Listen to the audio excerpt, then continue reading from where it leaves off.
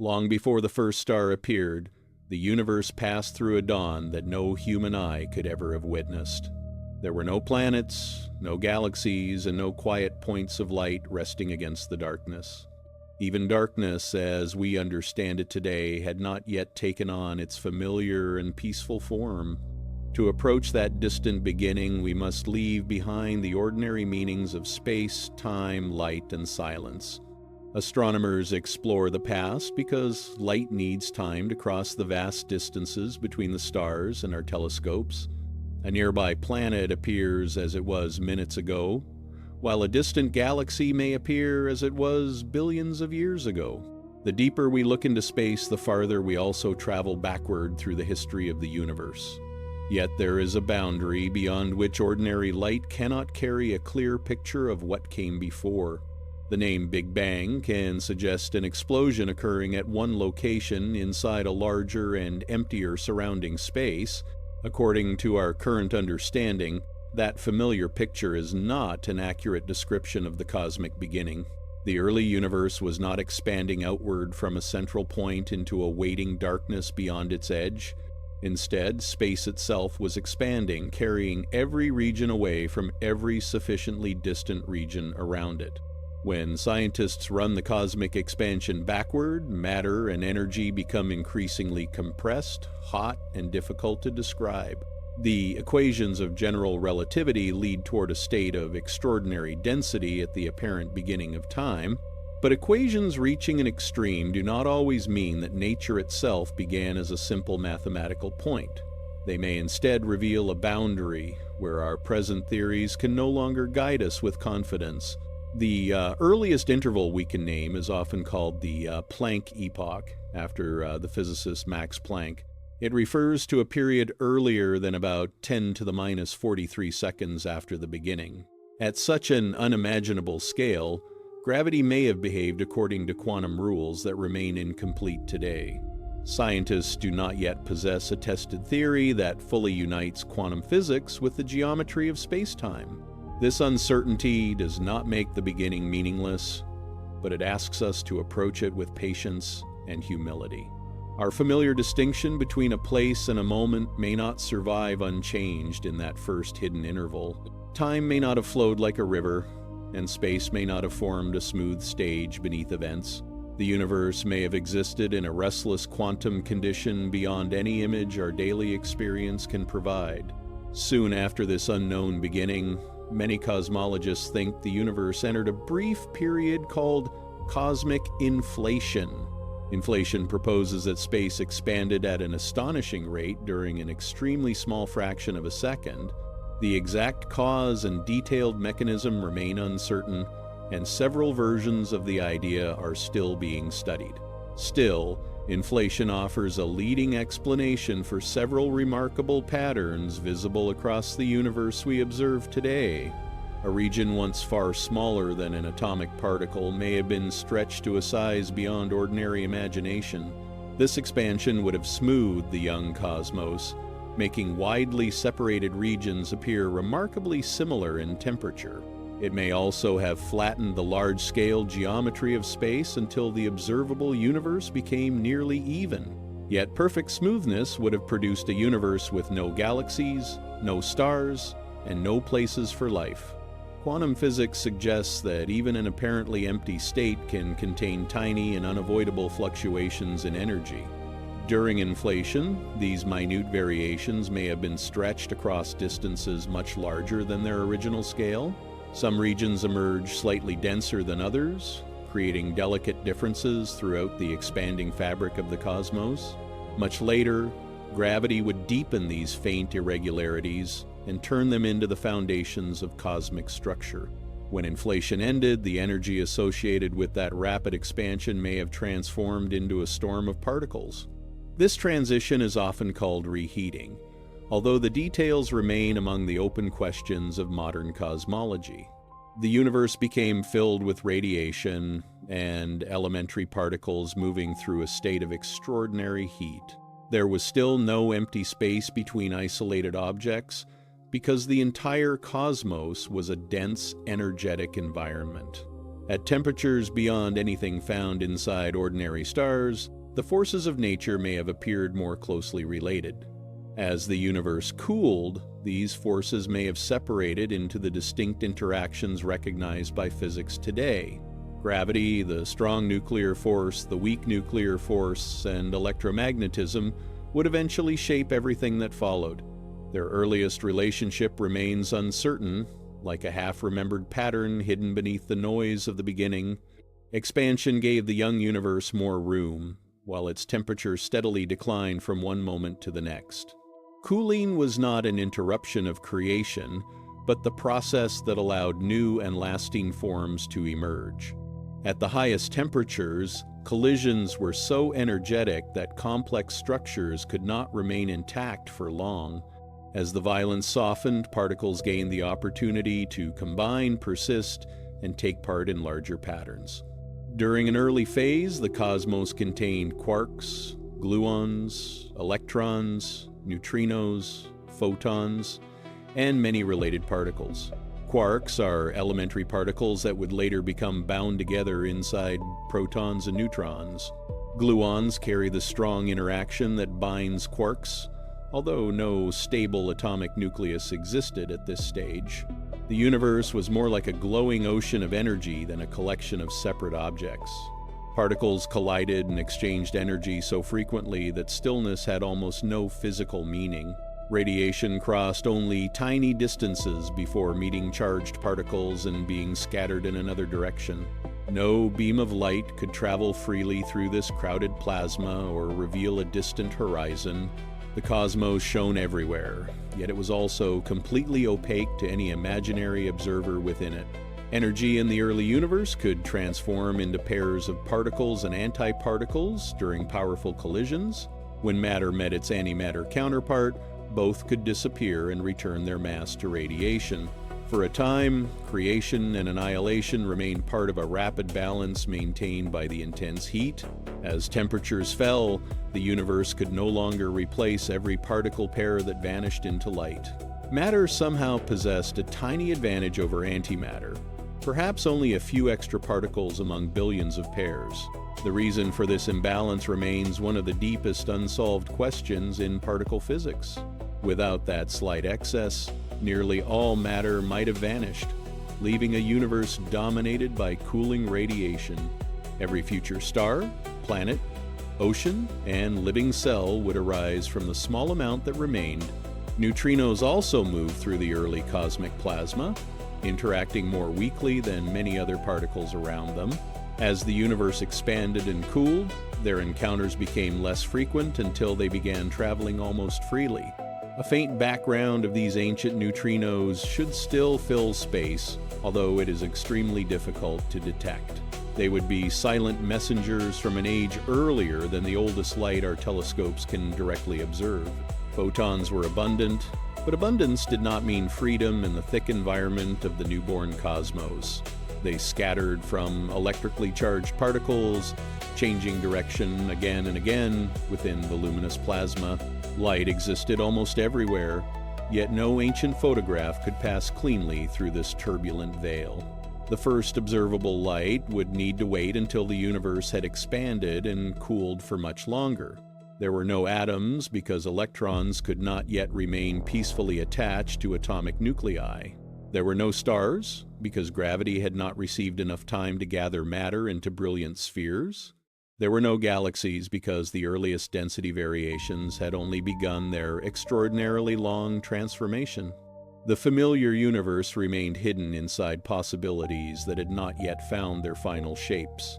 In this first chapter of cosmic history, expansion served as a slow and steady clock. Each increase in scale brought a decrease in temperature and opened the way for different physical processes. Events that once required unimaginably high energies became impossible as the surrounding conditions gently changed. New forms of stability appeared, one after another, as though nature were settling into deeper layers of order. The slight density variations left by the earliest universe were almost too small to imagine. Some regions contained only a little more material than the average around them. Over immense stretches of time, Those modest differences would allow gravity to pull matter into deeper concentrations.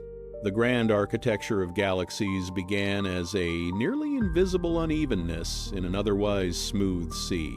Dark matter may already have been present, adding its gravity without absorbing or emitting ordinary light. Its precise identity remains unknown, but many observations suggest that it outweighs familiar matter throughout the cosmos.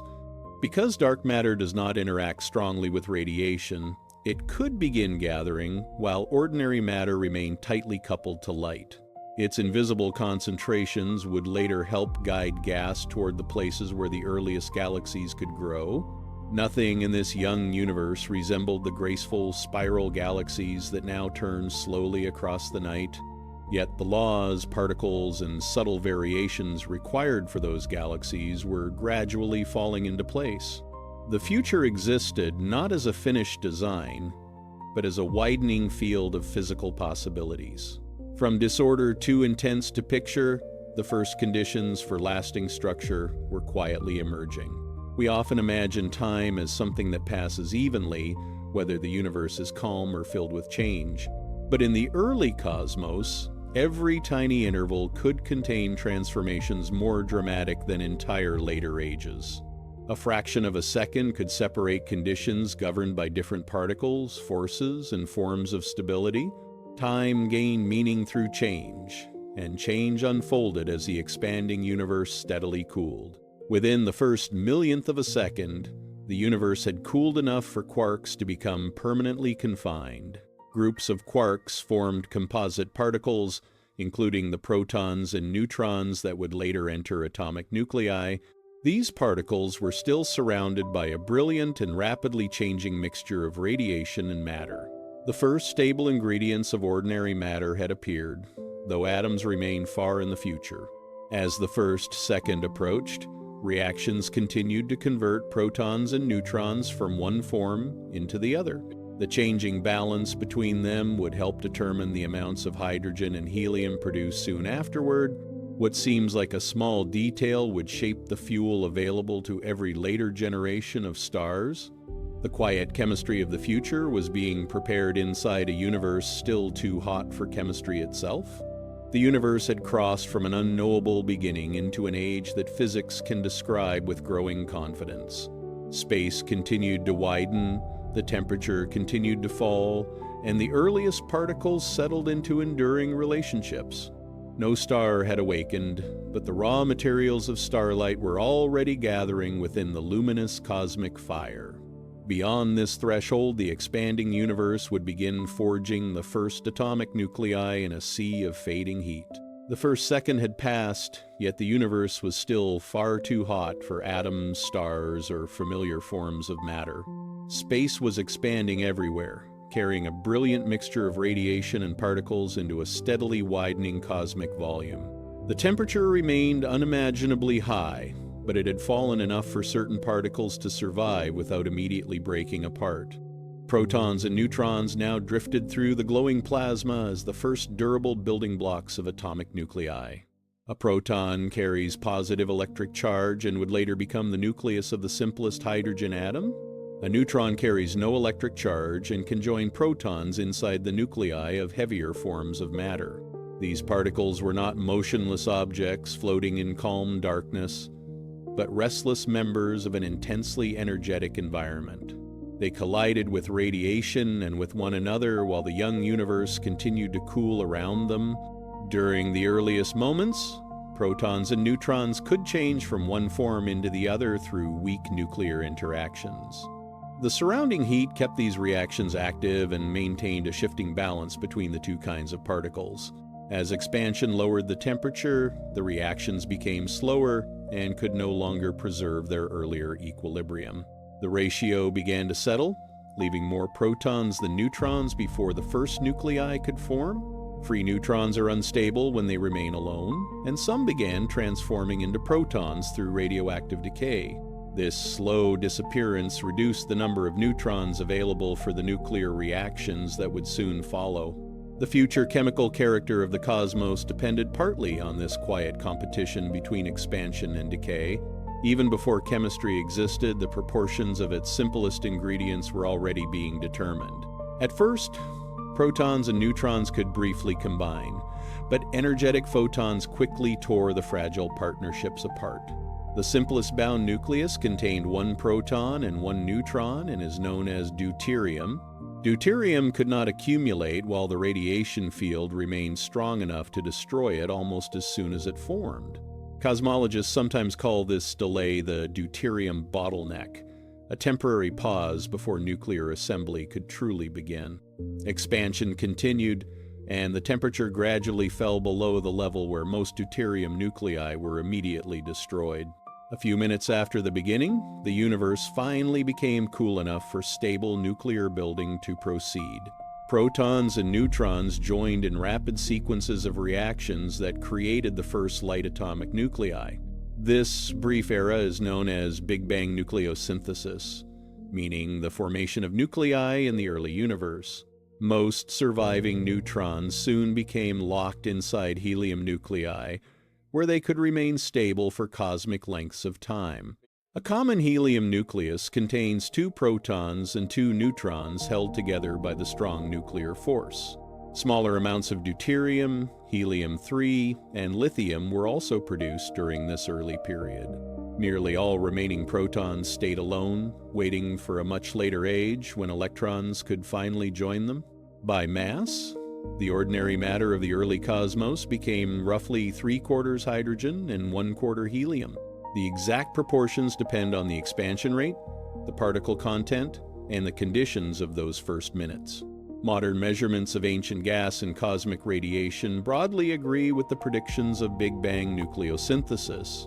This agreement allows scientists to test events that happened long before any star began to shine.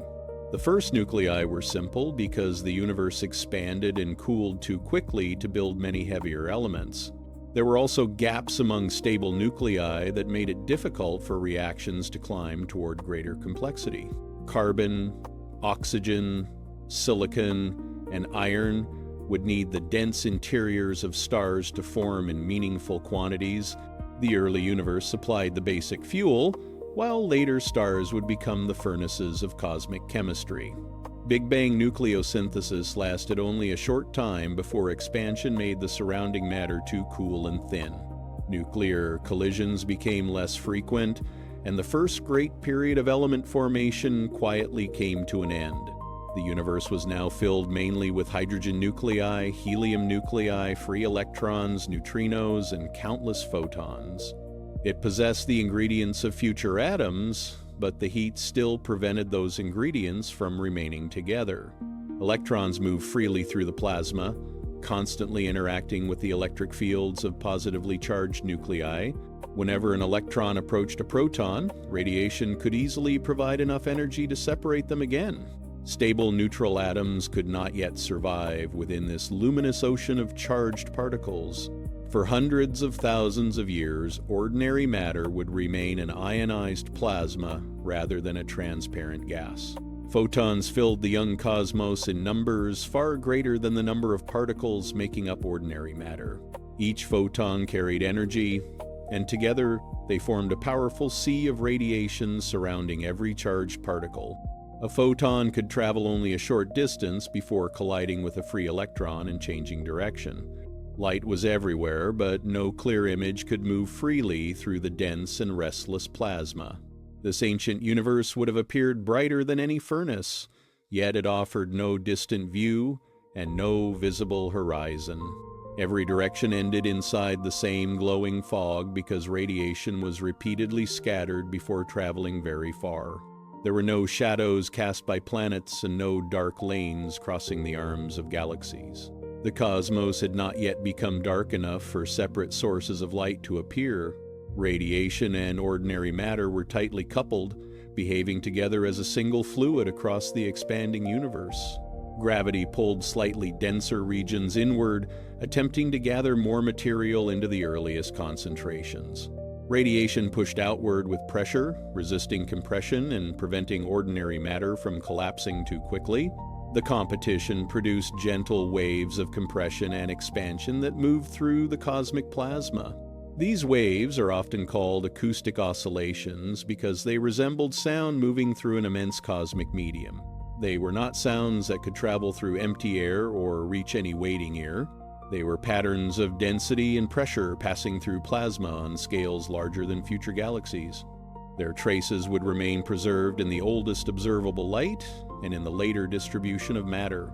Dark matter behaved differently because it did not scatter light or feel the outward pressure of radiation. Its particles could begin gathering under gravity while ordinary matter remained bound to the luminous plasma. Slightly denser regions of dark matter slowly deepened into invisible gravitational wells across the young cosmos. Much later, ordinary gas would fall into these wells and help form the first stars and galaxies. The identity of dark matter remains unknown, but its gravitational influence appears throughout observations of cosmic structure. Scientists infer its presence from the motions of galaxies, the bending of light, and patterns in ancient radiation. In the early universe, it may have provided the hidden framework upon which visible matter would later gather. The future cosmic web was beginning as a quiet arrangement of gravity inside a universe still filled with fire. Neutrinos had already begun traveling almost freely, rarely interacting with the charged plasma around them. Their movement carried energy through the universe and influenced the rate at which early conditions changed. A background of these ancient particles should still surround us, cooled by billions of years of expansion. Detecting it directly remains extremely difficult because neutrinos pass through ordinary matter with remarkable ease. As the universe grew larger, the wavelengths of traveling photons were stretched along with the expanding fabric of space. Longer wavelengths carried less energy, so the radiation field gradually cooled while remaining bright and densely scattered. This cooling was smooth and relentless, turning an unimaginable furnace into a less violent but still glowing cosmos. Expansion was creating the conditions for transparency, though that transformation remained far ahead. Minutes became hours, hours became years, and the universe continued changing without stars to mark the passage. There were no orbits, seasons, or planetary rotations by which an observer might have measured time. The falling temperature and increasing scale served as the great clocks of this featureless age. With every stage of cooling, nature allowed relationships that had been impossible during the earlier heat. The plasma was remarkably smooth, but it was never perfectly uniform across all regions of the universe. Some areas held slightly more matter and radiation, while others contained slightly less than the cosmic average. The differences were tiny, yet gravity had vast amounts of time to strengthen their influence. From those delicate variations, the later universe would eventually build clusters, galaxies, stars, and worlds. For now, ordinary matter remained unable to settle deeply into the growing concentrations of gravity. Radiation pressure repeatedly pushed it outward, while photons continued scattering from the surrounding free electrons. The plasma gently compressed and relaxed, carrying forward the memory of conditions from the earliest moments. The universe was already recording its history within patterns that future instruments could learn to read. Thousands of years passed, and radiation gradually surrendered its dominance as matter became more important to cosmic evolution. Radiation energy weakened more quickly than matter as the universe expanded, because each photon also lost energy. Eventually, the gravitational behavior of matter began shaping the large-scale future more strongly than radiation. This change did not create stars immediately, but it allowed invisible structures to grow with increasing confidence. The expanding cosmos was now tens of thousands of years old, still opaque and still without a single star. Hydrogen and helium nuclei moved among free electrons inside a radiation field that touched everything. No empty darkness separated one shining object from another because there were no separate shining objects. There was only the universal glow, steadily cooling as space continued its patient expansion. At lower temperatures, electrons began spending longer intervals near nuclei before energetic photons separated them again. Neutral atoms were becoming more likely, but the radiation remained powerful enough to prevent lasting attachment. The universe approached a threshold where charged plasma would finally transform into a mostly neutral gas. That transformation would release light from its long imprisonment and reveal the earliest observable surface of cosmic history. Before that moment, the ancient photons still wandered through countless collisions without preserving a clear path. After that moment, many would travel almost undisturbed across the expanding universe for billions of years. Their wavelengths would stretch from visible and infrared light into the faint microwave glow measured today. They would become a quiet message from the age when the universe first turned transparent. The first nuclei had formed, the balance of hydrogen and helium had settled, and the earliest cosmic waves were moving. Dark matter was gathering silently, while ordinary matter remained suspended within the fading ocean of radiation. The universe was still filled with fire, but the fire was cooling toward a profound and lasting change. Soon, light would break free, and the long journey toward the first true cosmic darkness would begin. The universe was approaching an age of about 380,000 years, yet no star had ever illuminated the darkness. Its vast interior remained filled with a glowing plasma of atomic nuclei, free electrons, and endlessly scattered light.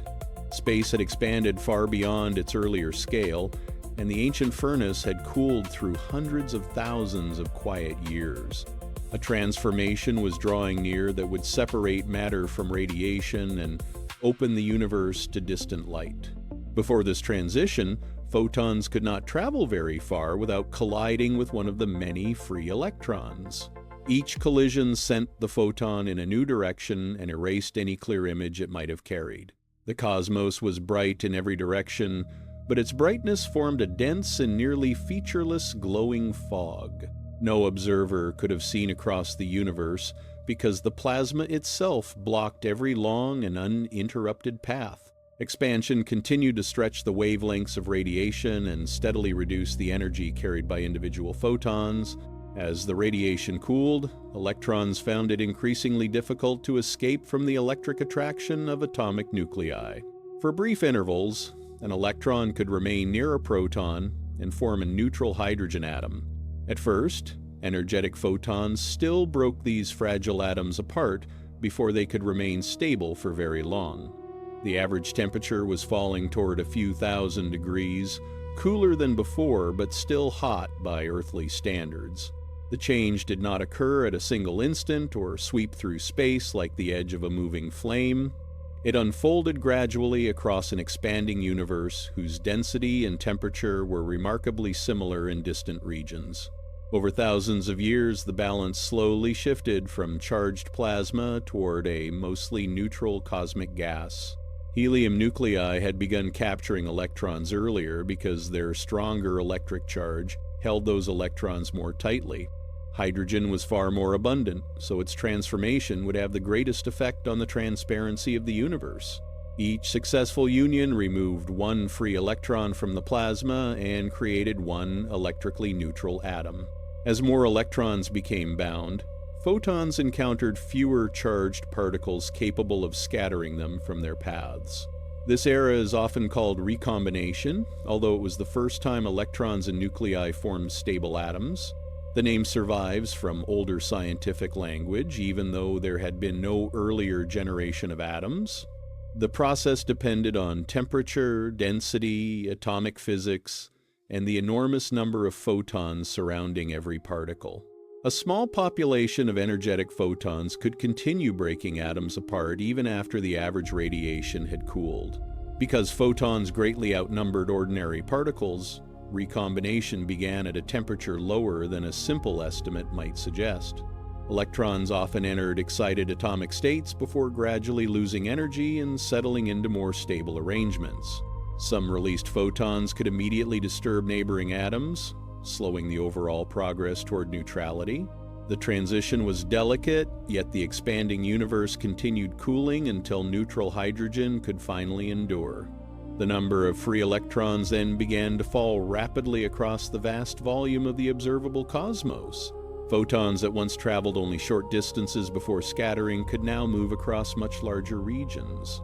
Their average distance between collisions increased as the luminous fog became thinner and more transparent. The universe was opening from within, not through a doorway, but through a quiet change in the behavior of matter. Eventually, many photons experienced their final significant collision with a free electron in the ancient plasma. After that last scattering, they traveled onward through space without repeatedly losing the direction of their journey. Matter and radiation were no longer tightly locked together as a single fluid responding to pressure and gravity. Light had decoupled from ordinary matter and begun its nearly uninterrupted passage across the growing universe. Astronomers call the region from which these ancient photons emerged the surface of last scattering. It was not a solid shell, a wall, or a physical edge surrounding the young cosmos.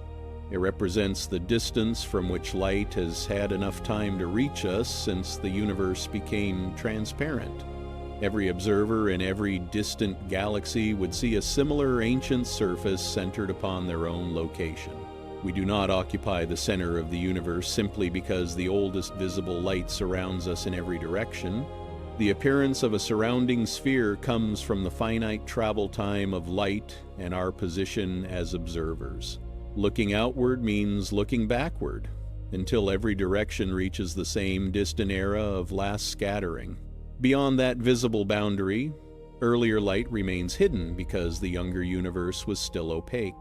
At the time of release, this radiation had a warm glow associated with a temperature near 3000 Kelvin. Its brightest wavelengths would have fallen mainly beyond visible red light, with some energy reaching the visible range. The newly transparent universe was not immediately black, because the released radiation still filled all of space. Its glow would fade from human sight only as expansion stretched its wavelengths and lowered its energy. For more than 13 billion years, the ancient photons continued traveling while space expanded around and between them. Their wavelengths grew thousands of times longer than they had been when matter first became transparent. Radiation that once glowed with heat gradually shifted through infrared wavelengths and finally into the microwave region. Today, this cooled afterglow is known as the cosmic microwave background. The cosmic microwave background surrounds Earth and every other location within the observable universe. It arrives from all directions with a temperature of about 2.7 Kelvin above absolute zero. Ordinary eyes cannot see this light, but sensitive radio instruments can measure its faint microwave energy. The universe still carries its first clear portrait, stretched and cooled but never completely erased. The spectrum of this background closely matches the thermal glow expected from matter and radiation, once held in equilibrium. Its smooth shape provides powerful evidence that the early universe was once hot, dense, and filled with radiation. Expansion preserved that thermal pattern while lowering its temperature and shifting its energy toward longer wavelengths. Few observations connect modern astronomy to early cosmic history with such direct and remarkable clarity. The microwave background appears almost uniform, but it is not perfectly identical in every direction. Tiny temperature differences reveal regions that were slightly denser or slightly thinner than the cosmic average. These variations are only about 1 part in 100,000, yet they contain the seeds of later structure. Without those delicate irregularities, matter would have remained too evenly distributed to form galaxies and stars. Some bright and dark patches reflect the ancient competition between gravitational compression and the outward pressure of radiation. Before decoupling, the struggle created waves that moved through the plasma like vast and deeply muted cosmic sound.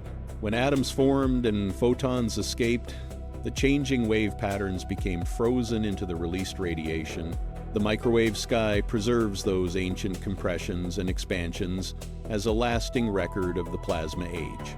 Scientists study the sizes and strengths of these patterns to measure the contents and geometry of the universe. Different patterns respond differently to ordinary matter, dark matter, radiation, and the overall rate of cosmic expansion. The angular scale of the strongest features also helps reveal whether space is curved on the largest observable distances. the oldest visible light has become a quiet measuring instrument for the structure of the entire cosmos. Dark matter played an important role before photons were released because it could gather without being pushed outward by radiation. Its invisible concentrations created gravitational wells that influenced the motion of the tightly coupled plasma.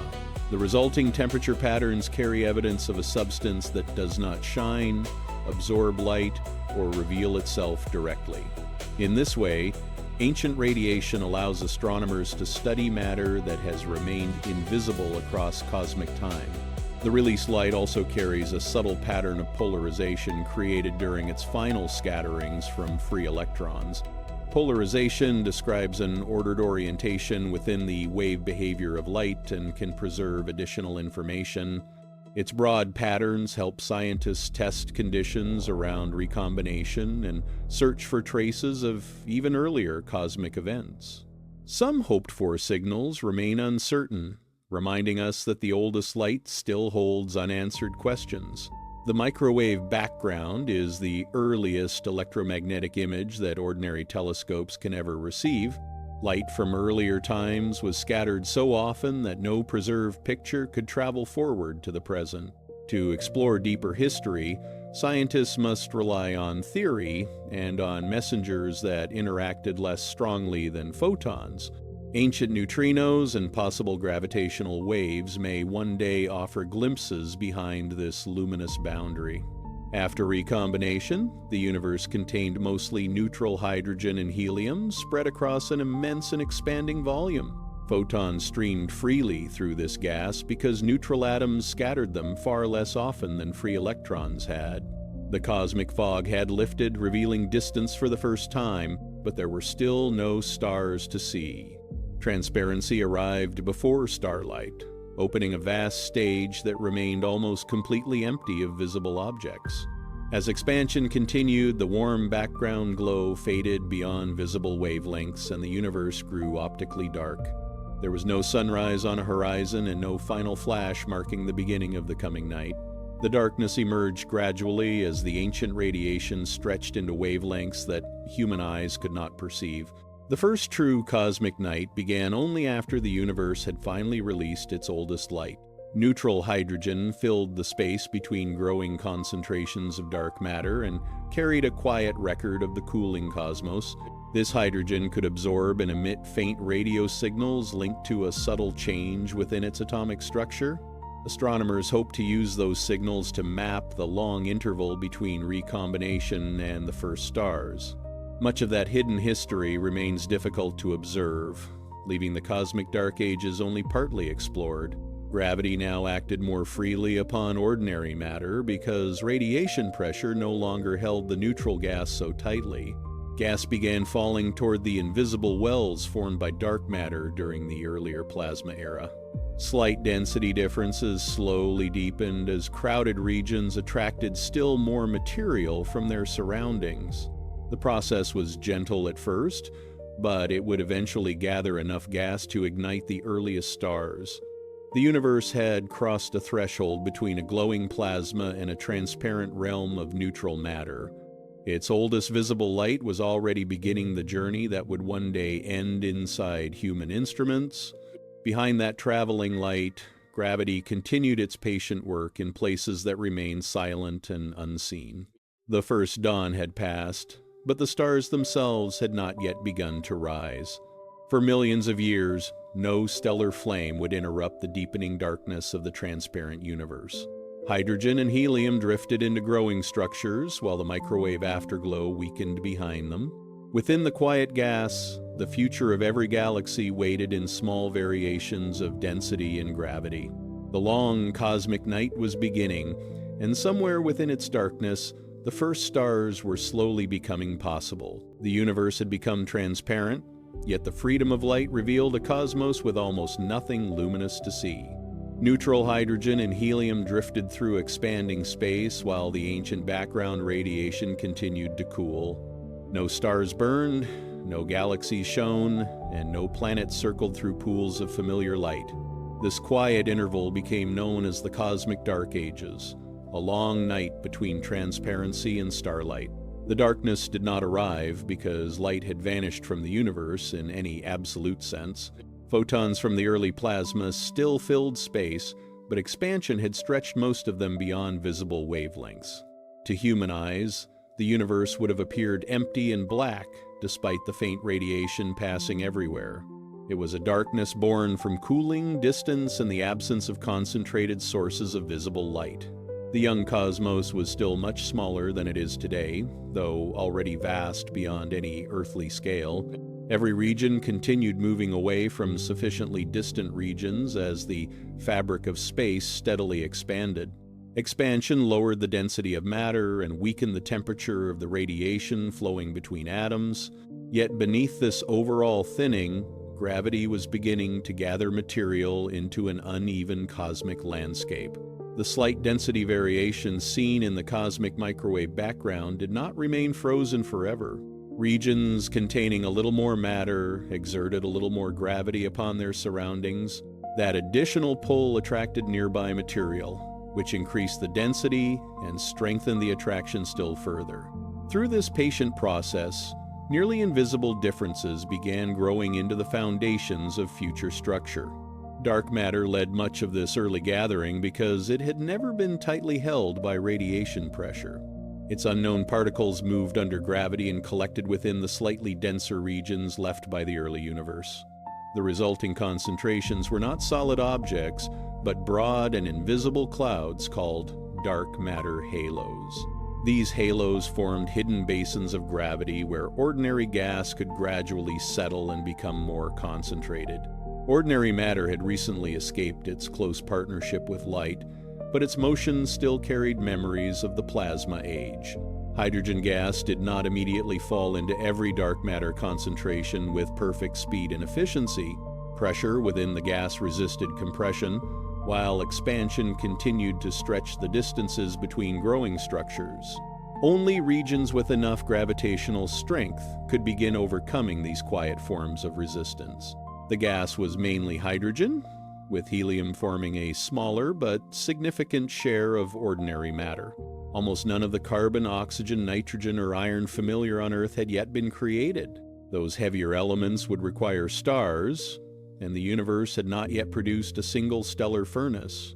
The Dark Ages were chemically simple, composed almost entirely of the first elements born after the Big Bang.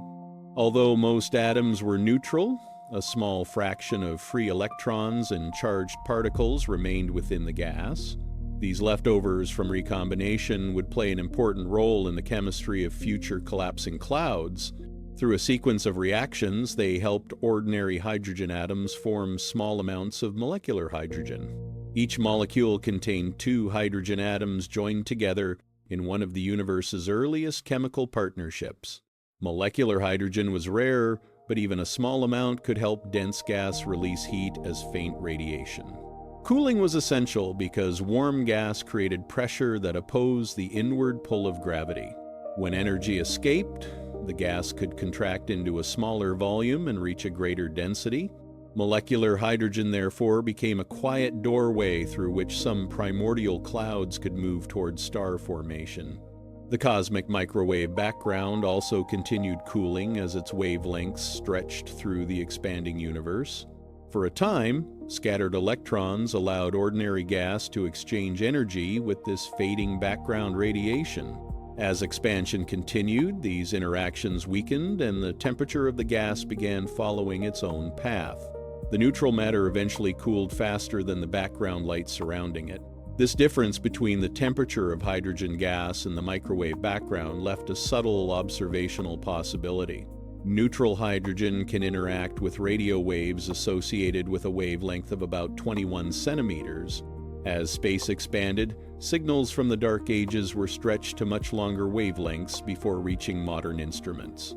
Astronomers hope these faint signals will someday reveal the temperature and structure of the unseen young universe.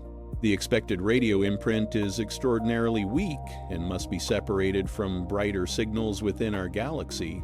Human technology, Earth's atmosphere, and radio transmissions can all complicate the attempt to hear this ancient whisper. Scientists have not yet produced a complete and universally accepted map of the cosmic dark ages. Much of this chapter remains known through calculations, simulations, and indirect evidence preserved in later structures. Computer simulations begin with the faint density patterns measured in the cosmic microwave background.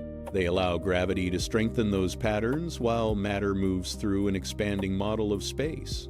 Over time, dark matter gathers into knots connected by filaments and separated by increasingly empty voids. The familiar cosmic web begins emerging long before its galaxies become visible. Small halos formed first in many leading models, and gravity gradually brought them together into larger systems. This growth was not perfectly smooth, because neighboring concentrations repeatedly approached, interacted, and merged. Each merger rearranged invisible matter and created deeper gravitational wells capable of holding more gas. The future hierarchy of galaxies was being assembled through countless quiet encounters in the darkness. Ordinary gas flowed along the developing structure, guided by gravity toward filaments, intersections, and compact halos. As the gas entered a halo, its motion could become disordered and some of its inward energy became heat. If the halo remained too small, pressure could prevent the gas from settling into a dense central cloud. If the halo grew massive enough, gravity could hold the gas while molecular hydrogen slowly carried heat away. Some of the earliest promising halos may have contained masses comparable to hundreds of thousands of suns. Their full size was enormous, yet only a small central portion needed to become dense enough for collapse. These objects are often called mini-halos because they were much smaller than the halos surrounding modern galaxies. Within them, the first serious preparations for stellar birth may have quietly begun. The motion of ordinary matter was not always perfectly aligned with the motion of dark matter. Waves from the earlier plasma age could leave gas drifting relative to nearby dark matter concentrations. This gentle streaming could delay the collection of gas in some of the smallest halos. The first stars, therefore, did not arise everywhere at once or under exactly identical conditions. Across the observable universe, some regions began with slightly greater density and advanced more quickly toward collapse. Other regions remained thinner, quieter, and dark for a longer portion of cosmic history. The end of the Dark Ages was therefore not one universal moment experienced everywhere at the same time. It would arrive gradually as isolated points of starlight appeared within a still largely unilluminated cosmos. Before any star could shine, a cloud needed to lose enough energy for gravity to continue compressing it. Its central density rose as surrounding gas fell inward from the wider reaches of the halo. Collisions became more frequent, molecular hydrogen formed more efficiently, and additional heat escaped from the cloud. The center slowly separated from the general expansion and began evolving under its own growing gravity. Collapse did not mean that all material fell straight inward along perfectly smooth paths. The gas carried small motions and rotations inherited from its surroundings and from earlier gravitational encounters. As the cloud contracted, these motions could become stronger and help create flattened or irregular internal structures. Turbulent flows carried matter through the cloud while gravity continued drawing the densest regions together. Without heavier elements or dust, primordial gas could not cool as efficiently as gas inside later galaxies. Its temperature remained relatively high even as it gathered into increasingly dense central regions. Warmer gas generally supports larger collapsing masses, which may have influenced the character of the first stars. The leading model suggests that many early stars could grow far more massive than the Sunday. Scientists do not yet know the complete range of masses produced by the earliest star-forming clouds. Some simulations form one dominant object, while others allow a cloud to break into several smaller centers. Magnetic fields, turbulence, rotation, and radiation may all have affected the final outcome in ways still being studied. The first stellar generation remains a prediction reconstructed from physical laws rather than a directly observed population. Astronomers call these hypothetical first stars population 3, even though the name sounds like a later generation. The naming system arose historically, after stars containing different amounts of heavy elements had already been classified. Population: 3 stars would have formed from nearly pristine hydrogen and helium left by the early universe. Their light, heat, and explosions would begin transforming the simple chemistry of the cosmos. Before that transformation, the universe remained filled with vast spaces untouched by any direct stellar radiation. Neutral hydrogen absorbed certain energetic wavelengths and waited in darkness between the slowly growing halos. The cosmic web was present in invisible form, but no chain of bright galaxies yet traced its filaments. Structure existed without illumination, like a landscape hidden beneath a moonless and endless night.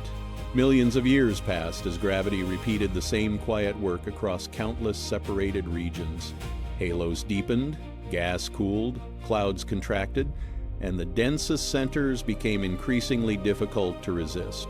The Dark Ages were not empty years, but an extended preparation for the universe's first concentrated light. Behind the apparent stillness, matter was crossing thresholds that could never be completely reversed. Inside one primordial cloud, a central knot of gas eventually became dense enough to collapse more rapidly. Material from the surrounding halo continued feeding the center while gravitational energy warmed the infalling gas. Cooling and compression remained locked in a delicate contest as the central object grew smaller and denser. The universe was approaching a moment when gravity would create a new source of heat from within matter itself. No visible light had yet escaped from the forming center, and the surrounding cosmos remained almost entirely dark. Yet deep inside the cloud, pressure, density, and temperature were rising beyond anything the Dark Ages had known. The long night had gathered its own ending within a small and hidden concentration of primordial gas. Soon the first stellar fire would awaken, and darkness would meet a light made inside the universe itself. Deep within a primordial cloud, gravity had gathered enough gas to create a center unlike anything the universe had known.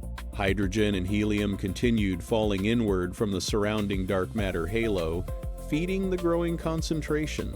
Each layer of infalling gas released gravitational energy and warmed the dense material already gathered near the center. The long cosmic night was quietly building the conditions for its first true source of concentrated light. The central region contracted more rapidly as its density rose and its own gravity became increasingly dominant. Collisions between particles became more frequent, converting the inward motion of the gas into steadily increasing heat. Molecular hydrogen carried some of that energy away, allowing the cloud to continue shrinking instead of stabilizing. Cooling and gravity worked together, drawing a broad and quiet cloud toward a much smaller and denser state. The collapse was not perfectly smooth because the gas carried rotation, turbulence, and small irregular motions. As the cloud contracted, even gentle rotation became more important and helped shape the flow around the center. Some material settled into a flattened structure, while other streams continued falling from wider directions. The first stellar cradle may have resembled a restless disk surrounding a hidden and rapidly growing core. At the center, the densest gas became opaque enough to trap more of the heat produced by contraction. Pressure increased, but surrounding material continued arriving and adding mass to the compact central object. This young object was not yet a stable star because nuclear fusion had not begun in its interior. It was a protostar, a forming stellar body powered mainly by gravity rather than by lasting nuclear fire. The protostar grew as gas spiraled inward through the surrounding disk and crossed into its expanding atmosphere. The rate of growth may have been much faster than the formation rates of many stars in modern galaxies. Primordial clouds contain no dust grains and almost no heavy elements to change how their heat escaped. These simple conditions allowed large amounts of warm gas to gather around a small number of growing objects. Some simulations suggest that the surrounding disk could break into several dense knots rather than feeding only one star. Those knots might become companion stars, merge with the central object, or be pushed into wider orbits. Scientists do not yet know whether the first stellar systems usually formed alone, in pairs, or in small groups. The earliest birthplaces remain hidden, so their details must be reconstructed through physics and computer models. As the protostar gained mass, gravity compressed its interior to temperatures far beyond those of the surrounding cloud. The atoms within the core moved faster and collided with greater energy as the pressure continued rising. Hydrogen nuclei carried positive electric charge, so they naturally resisted being pushed extremely close together. Enough temperature and pressure could overcome that resistance and bring the nuclei within reach of the strong nuclear force. When fusion began, hydrogen nuclei started joining through several reactions that ultimately produced helium. A small portion of their mass was transformed into energy according to the deep relationship between mass and energy. That energy moved outward from the core as radiation and heat, pushing against the continued inward pull of gravity. For the first time, a lasting stellar flame had been created from matter gathered during the cosmic night. The exact time when the first star ignited is not known with certainty and may have varied between regions. Leading models place the earliest stellar births within the first few 100 million years of cosmic history. The first light did not appear everywhere at once, because some clouds reached collapse earlier than others. Across the immense darkness, separate stars awakened like distant islands with no visible bridges between them. These first stars are commonly called population 3 stars, although none has yet been observed directly. They formed from gas that contained almost nothing beyond hydrogen, helium, and traces of primordial lithium. Their chemistry was simpler than that of any known star shining in the nearby universe today. That simplicity influenced their temperatures, sizes, colors, lifetimes, and the way radiation escaped from their surfaces. Many models suggest that the earliest stars were often more massive than the Sun, sometimes by enormous amounts. Without heavy elements, their gas clouds remained warmer and tended to collapse into larger concentrations. However, newer simulations allow a wider variety of outcomes, including less massive stars and multiple stellar systems. The true range remains uncertain because no surviving first-generation star has been conclusively identified.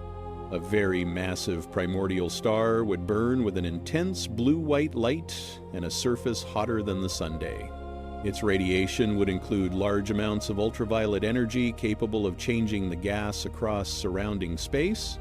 The star could shine millions of times more brightly than the Sun while consuming its nuclear fuel rapidly. What took smaller stars billions of years might unfold inside such an object within only a few million years.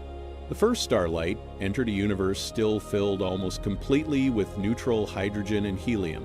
Visible light could travel through much of this gas, but energetic ultraviolet photons interacted more strongly with hydrogen.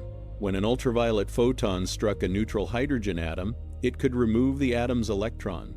The surrounding region gradually became ionized, creating a bubble of charged gas around the young star. Near the star, radiation heated the gas and pushed against material that might otherwise have continued falling inward. This feedback could slow the star's growth by cutting off part of the flow from its surrounding cloud. The final mass depended on a contest between gravity, accretion, radiation, rotation, and the structure of the gas.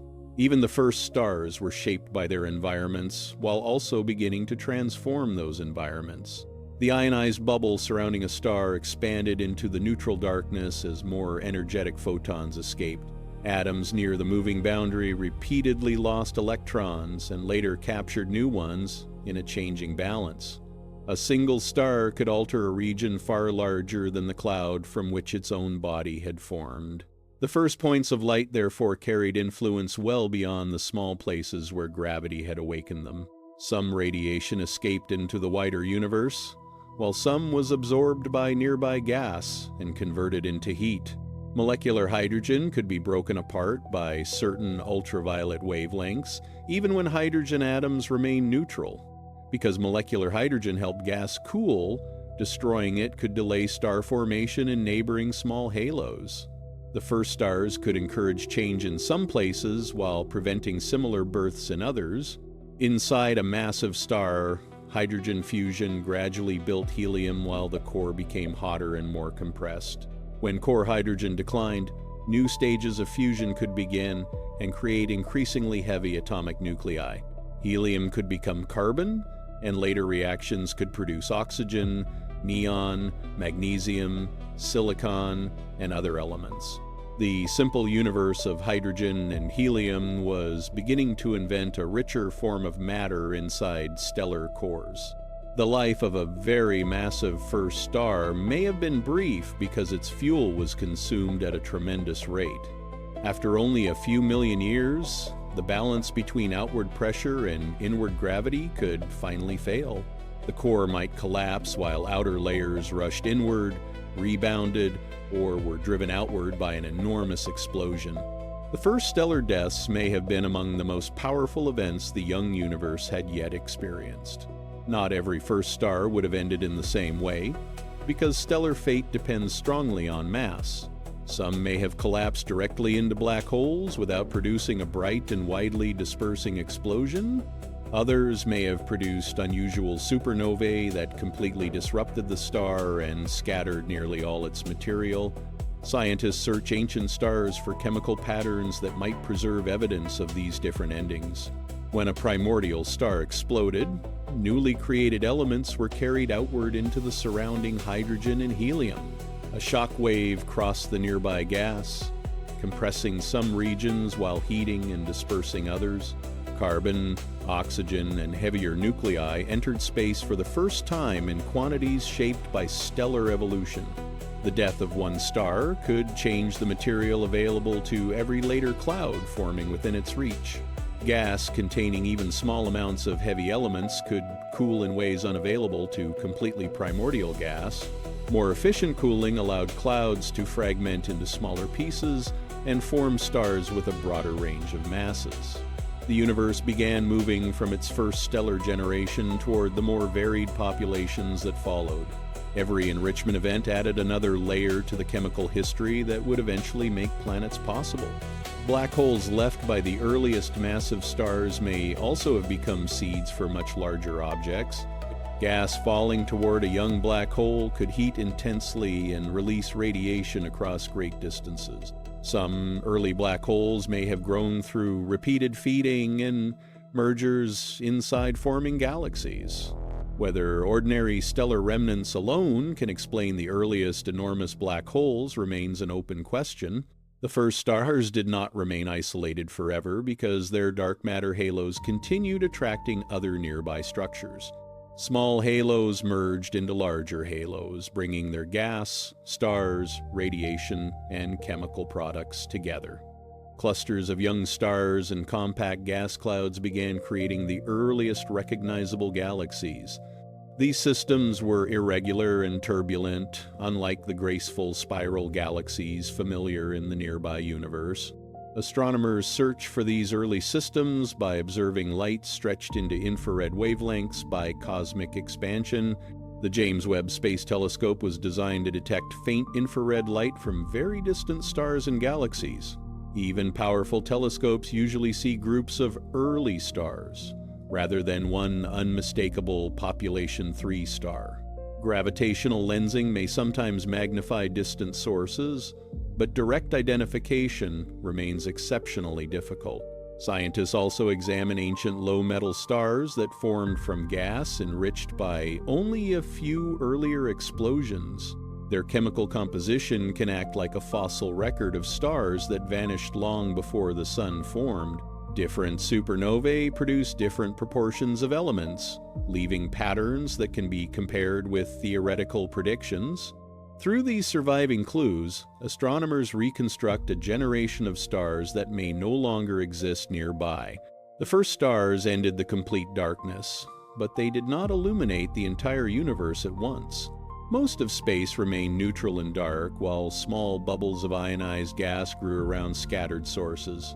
With each new star and galaxy, the those luminous regions expanded and sometimes joined their neighbors. The universe was entering a prolonged transformation from an isolated dawn toward a connected field of light. The first stellar fires had created light, ionized gas, heavy elements, shock waves, and the seeds of black holes. Their lives were often brief, yet their influence continued through every cloud and structure touched by their energy. What began as a few distant points was becoming a network of young galaxies across the expanding cosmos.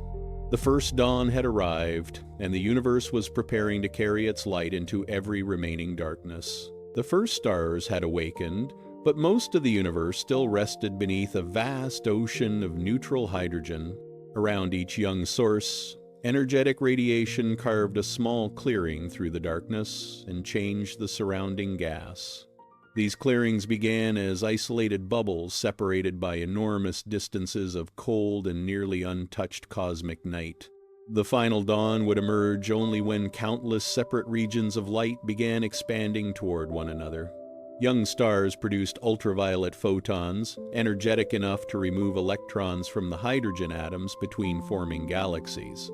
Compact groups of stars could release far more radiation than one isolated object shining inside a small halo. As early galaxies multiplied, their combined light reached farther into the neutral gas surrounding the growing cosmic web. The universe was slowly filling with sources whose influence extended far beyond their visible stars and glowing gas. Ionization occurred when a sufficiently energetic photon struck a hydrogen atom and separated its electron from the proton. The freed electron moved through the surrounding gas while the proton remained as a positively charged hydrogen nucleus. Electrons could later return to protons, so stars needed to provide continuing radiation to keep large regions ionized. The growth of every bubble reflected a balance between incoming photons, recombination, gas density, and cosmic expansion. Reionization did not proceed as a smooth wave moving evenly across the entire universe from one direction. Dense regions formed galaxies first and filled with radiation, while emptier spaces remained neutral for longer periods. Some bubbles grew quickly around clustered sources, while others stayed small around faint and isolated stellar systems. The cosmic dawn unfolded as a patchwork of illuminated neighborhoods surrounded by wide and gradually shrinking darkness. Small early galaxies may have provided much of the ultraviolet light needed to transform the intergalactic hydrogen. They were individually faint, but their great numbers could create a powerful combined effect across immense distances. The fraction of radiation escaping each galaxy depended on gas clouds, stellar activity, and the changing internal structure. Scientists still investigate which early galaxies released enough energetic light to complete this prolonged cosmic transformation. Accreting black holes may also have contributed radiation as gas spiraled inward and heated to extraordinary temperatures. The brightest of these active objects became quasars, visible across enormous reaches of the young expanding universe. Their radiation could ionize hydrogen and helium, although their rarity may have limited their overall contribution. The leading explanation suggests that stars in numerous young galaxies supplied most of the necessary ultraviolet photons. Ionizing radiation heated the surrounding gas and changed how easily that gas could fall into smaller gravitational halos. Warmer gas produced greater pressure, which could slow the formation of new stars inside the smallest systems. The stars that created reionization could therefore influence where the next generations of stars were able to form. Light was not merely revealing the universe, because it was actively reshaping the conditions for future structure. As galaxies grew and gathered into groups, their individual ionized bubbles expanded and began touching neighboring regions. When two bubbles met, the boundary between them disappeared and a larger connected volume of ionized gas emerged. Repeated mergers created vast clearings that stretched across portions of the developing cosmic web.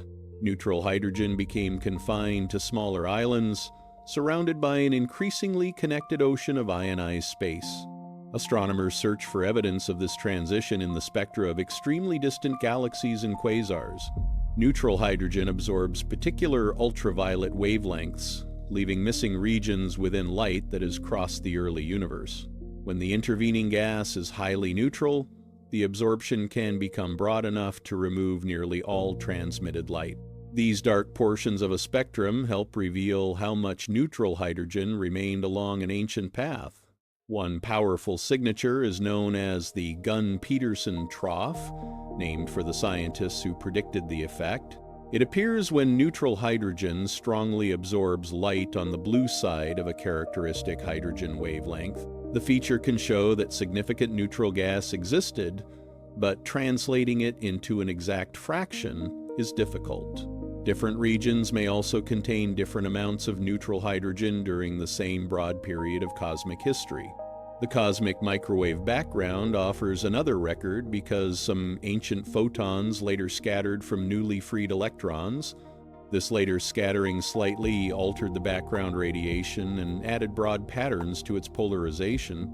By measuring those patterns, scientists estimate the total amount of ionized material encountered by the oldest light. The result supports an extended reionization history rather than one sudden and universal flash across space.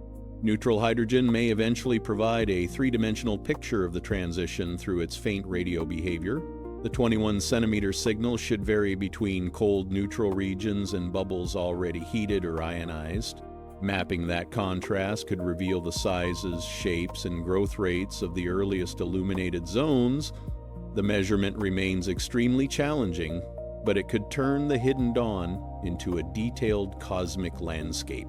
Within the growing bubbles, early galaxies remain small, irregular, and crowded with rapidly changing stellar populations. Gas entered along cosmic filaments, collided within dark matter halos, and gathered into dense star-forming regions. Nearby systems repeatedly merged, disturbing their shapes and triggering new episodes of stellar birth. The first galaxies were not finished structures, but restless environments assembling through gravity, radiation, and collision. Each generation of stars inherited gas that had been altered by the light and explosions of earlier generations. Supernovae scattered carbon, oxygen, silicon, iron, and other elements into the surrounding interstellar clouds. Those elements allowed gas to cool more efficiently and divide into smaller, collapsing fragments. The character of star formation changed as the chemically simple universe became steadily richer and more diverse. Tiny solid particles also began forming from material produced and dispersed by the earliest generations of stars. This cosmic dust-absorbed starlight released infrared radiation and helped shield cold gas inside young galaxies. Dust could support the formation of molecules and create new pathways toward cooler and denser clouds. The first stellar deaths therefore prepared environments unlike anything that had existed during the cosmic dark ages. Black holes grew alongside galaxies by consuming gas and sometimes merging with other compact remnants. Material approaching a black hole formed hot disks that could outshine the stars of an entire young galaxy. Radiation and outflows from these active centers heated gas and sometimes pushed it far beyond the surrounding halo. The growth of galaxies and black holes became connected through exchanges of matter, energy, and gravitational change. Dark matter halos continued merging into larger systems, carrying their stars, gas, and black holes together. Some young galaxies gained mass quickly, while smaller neighbors were stretched, disrupted, or absorbed.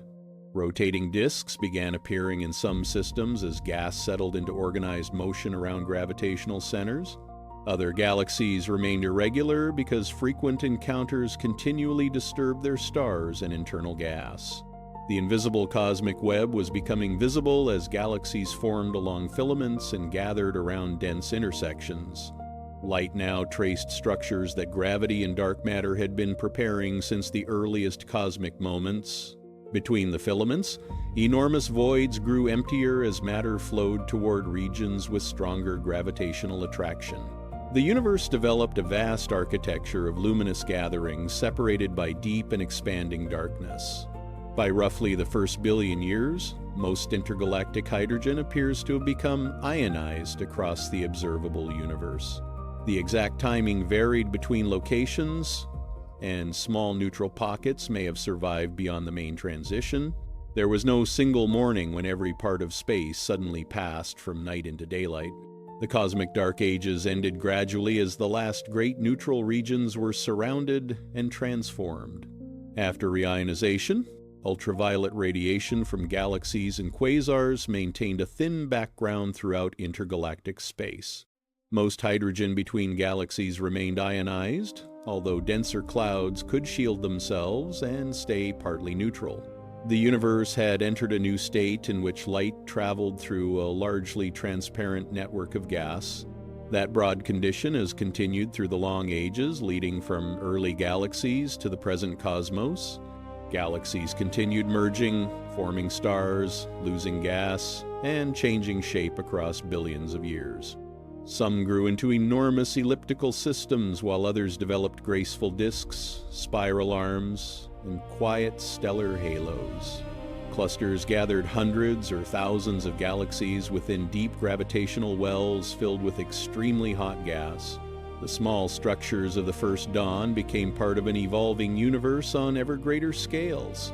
The galaxy that would become the Milky Way also grew through the collection of gas and smaller stellar systems.